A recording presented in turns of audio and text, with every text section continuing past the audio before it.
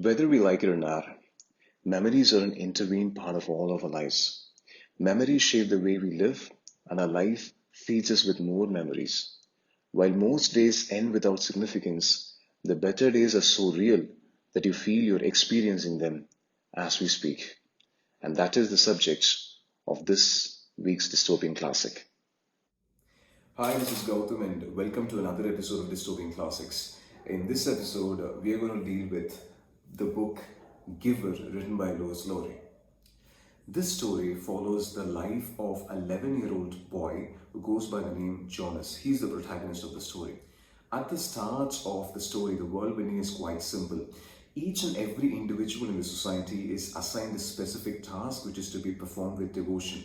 Now, at the outset, you're looking at a very organized, hierarchical, scientific society which is living in peace and harmony, where emotions are given very less priority.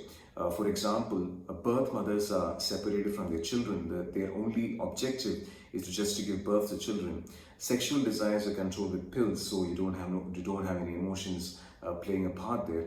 And at the same time, you have each couple being assigned only two children, and their sole objective, a very important objective, is to rear them. Now, at the age of 12, every child in the society is supposed to become an adult. So it says it's in the month of December that they have a ceremony in which at the age of 12, they assign a particular task or profession to the individual. There are several professions, and you could clearly see that all Jonas' classmates are getting assigned to wide varieties, and this is when the story becomes more trickier. Jonas is assigned a very rare profession. He's to be entitled as the receiver.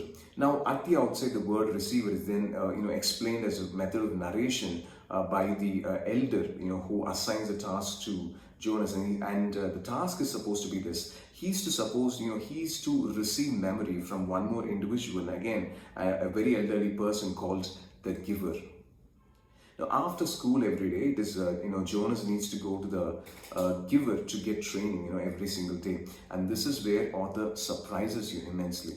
For example, let me read the first memory which he's going to receive from the giver.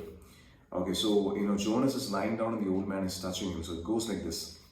Jonas felt nothing unusual at first. He felt only the light touch of the old man's hand on his back. He tried to relax to breathe evenly.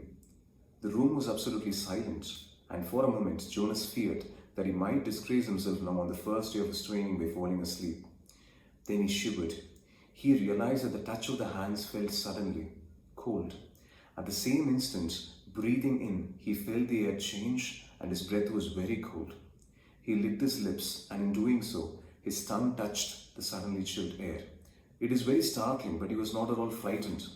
Now, he was filled with energy and he breathed again, feeling the sharp intake of frigid air. Now, too, he could feel cold air swirling around his entire body. He felt it blow against his hands where they lay at his sides and over his back. The touch of the man's hands seems to have disappeared. Now he became aware of an entirely new sensation.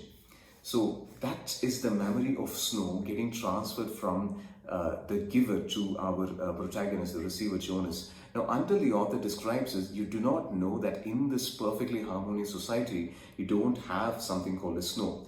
Only later you realize that they don't have mountains also. Now, why don't they have mountains? They felt that mountains slow down your transport system and everything was leveled. So during several courses and several days of training, Jonas begins to understand that there are very dark truths about the earlier society.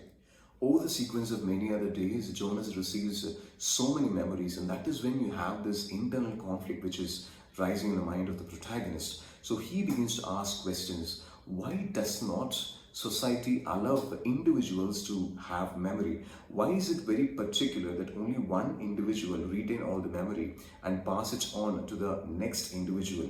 What is the point of life if you don't have memories? Are memories really beneficial or memories really harmful? So once these internal conflicts rise in the mind of the protagonist, the rest of the story follows based on his own decisions and the following consequences. What Lois Lowry tries to do is not provide solutions in this book, but raise questions.